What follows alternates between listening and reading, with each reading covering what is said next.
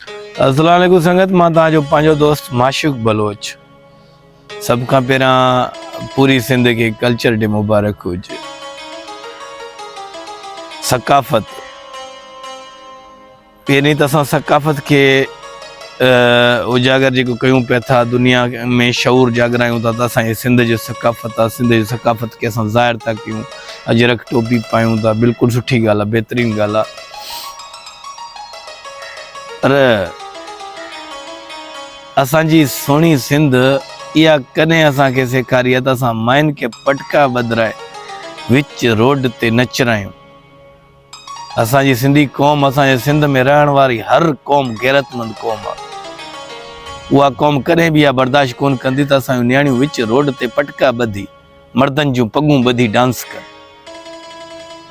जेकॾहिं मायूं पगूं ॿधी डांस कनि ऐं 50 माण्हू विच में वेठा उन्हनि खे सेल्फियूं हणनि, वीडियो रिकॉर्ड कनि, इहा असांजी गैरत आहे। इहो असांखे सिंध जे सकाफ़त सेखारियो थो वञे। दुनिया खे असां कहिड़ो मैसेज था ॾियूं त असां माइनि खे पंहिंजनि नंगनि खे वठी वञी जेके असांखे त यार असांजी सिंध परदे जे हिसाब सां टॉप ते आहे हिन महिल।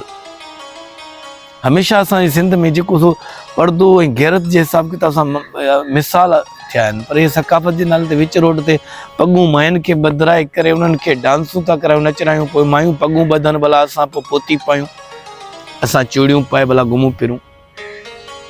मूंखे ख़बर आहे त मुंहिंजा इहे अल्फाज़ कुझु दोस्तनि खे शायदि बुरा लॻनि, पर अगरि बुरा लॻंदा त मां सभ खां पहिरियां तव्हां खां माज़रत थो घुरां। पर मां जेको अॼुकल्ह वीडियो ॾिसां थो सोशल मीडिया ते, मूंखां बर्दाश्त न थी, मां मजबूर थी करे वीडियो थो ठाहियां, मजबूर थी करे। केॾी महिल ॾिस त का माई आहे, वॾो पटको 16 वाल वारो, असांजो 16 पटको वाल आहे, इन जो मतिलबु त असांजे मर्दनि जो 16 पटको वाल आहे, माइनि खे पटका कोन बदिराईंदा आहियूं भई। माई जेकॾहिं औरत आहे, न्याणी आहे, जेकॾहिं उनखे जेकॾहिं ठीकु आहे रैली में शामिल थियो आहे त बापर्दगी अजरक रहो करे, अजरक खे रहो करे वेड़े सही तरीक़े सां पर्दो करे उहो जेको शामिल थिए। पहिरीं त शामिल थिए न, शामिल थिए त उहो घर में पाण में औरतूं पंहिंजो अलॻि हिसाब किताब कनि। बाक़ी इहो पटको पाए, मर्दनि जा कपिड़ा पाए, वास्कोटियूं पाए, हल बाबा निकर अॻियां गाॾी जे मथां जेको सो वेठा हुज, अॻियां गाॾी जे मथां जेका था उहा छित ते वेठी हुज, पोयां वरी 500 मूंझड़ा जेके अमरा वेठा हूंदा भॼ सिंध चवंदा पंहिंजो नाज़ आहे, सिंध ते पंहिंजो नाज़ आहे। इहो कहिड़ो नाज़ आहे बा? ये छा था कयूं असां? माइनि खे पटका बदिराए विच रोड ते सरेआम माण्हुनि खे ॾेखारींदा वतूं त वाह इहो माई असांजी चङा मुड़ुस आहे, असां सभु हुनजे पोयां लूर लूर कंदा था। इहा आहे, इहो सकाफ़त आहे यार। थोरो शऊर खे जागरायो। असां बिल्कुलु रैली कढूं, मसइलो न आहे, तव्हां रैलियूं कढो, तव्हां टोपी अजरकूं पाए शहरनि में घुमो, बिल्कुलु जेको सो चकर लॻायो, पंहिंजो जेको सो कल्चर खे बिल्कुलु प्रोमोट कयो। पर यार कल्चर में विच में जेका बेहयायूं थियनि थियूं, इन्हनि खे त प्रमोट न कयो। असां सिंध जे पग खे जेको सो माइनि खे त न पारायो। इहो तव्हां साबित करण था चाहियो त असां बाबा पगूं माइनि खे ॾेई छॾियूं पंहिंजूं।